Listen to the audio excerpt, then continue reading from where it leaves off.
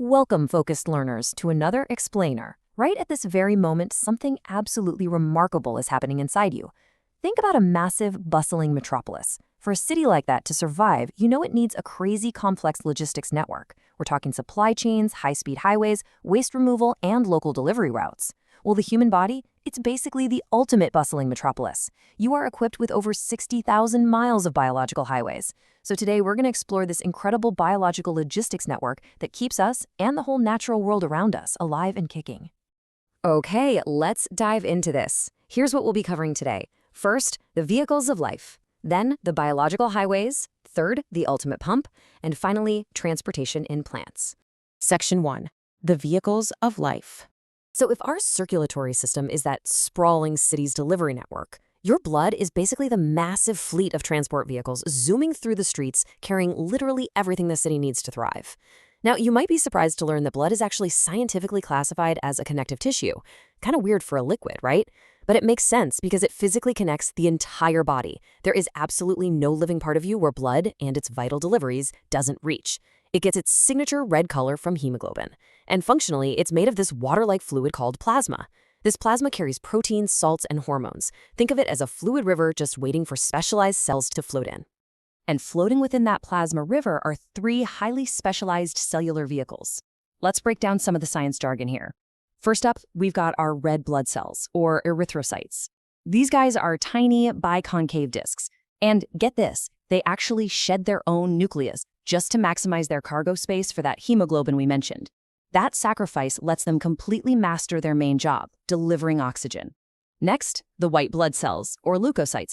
This is your personal security detail. They're larger, they keep their nucleus, and they're completely colorless, dedicated 100% to fighting off infections.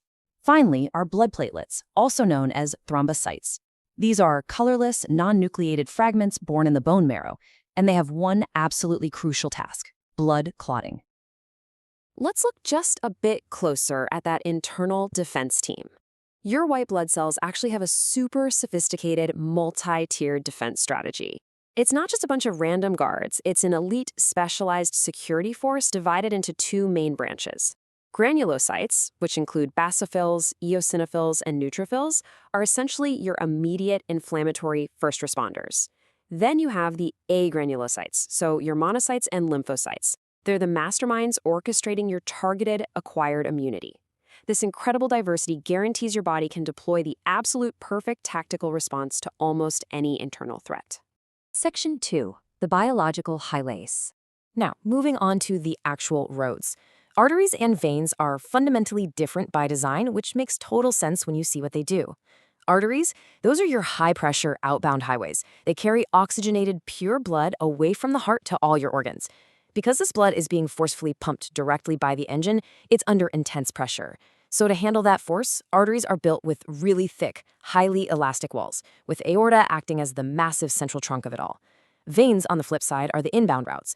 They carry deoxygenated blood, blood that's now laden with carbon dioxide, back to the heart.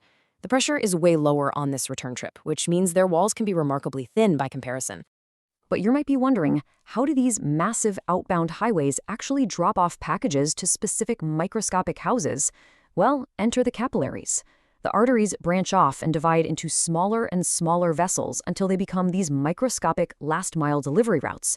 Capillaries are so unfathomably tiny that they bring the blood into direct contact with almost every individual cell. They perfectly drop off the oxygen and pick up the waste. It's a total infrastructural marvel happening on a scale that's almost too small to even comprehend. And running parallel to all this traffic is a brilliant auxiliary drainage and defense network called the lymphatic system. It carries a colorless extracellular fluid called lymph, which works outside the cells to fight against infection. What's really fascinating here is the flow. Unlike your blood, which circulates in this continuous, endless loop, lymph flows in only one direction, straight from the tissues back to the heart. It travels through tiny tubes, nodes, and glands. In fact, if you've ever felt swollen glands in your neck when you have a cold, you've actually felt this exact system actively working, trapping the infection to keep you safe. Pretty cool, right? Section 3. The ultimate pump. At the center of all this is the human heart, and it is a tireless, completely astonishing engine. It's brilliantly divided into 4 distinct chambers: a right auricle, a right ventricle, a left auricle, and a left ventricle. So why 4 separate rooms? Well, it's absolutely critical. We need to strictly prevent our highly oxygen-rich outbound blood from ever mixing with our carbon dioxide-heavy inbound blood. Let's move to and see how this builds into a perfect rhythmic cycle. Step 1. Deoxygenated blood from your body enters the right auricle and ventricle through the superior and inferior vena cava. Step 2. The heart pushes this tired blood out through the pulmonary artery straight to the lungs. That's where it gets purified and loads up on fresh oxygen. Step 3. This newly oxygenated blood returns via the pulmonary veins, pouring right into the left auricle and ventricle. And finally, Step 4. The powerful left ventricle pumps this fresh, oxygen-rich blood out through the massive aorta, delivering life right back out to your entire body. Because of this specific sequence, we define our system as having double circulation. Basically, for one single drop of blood to make a complete trip around your body, it has to enter and pass through the heart exactly 2 times. First, it circulates out to the lungs. We call that pulmonary circulation.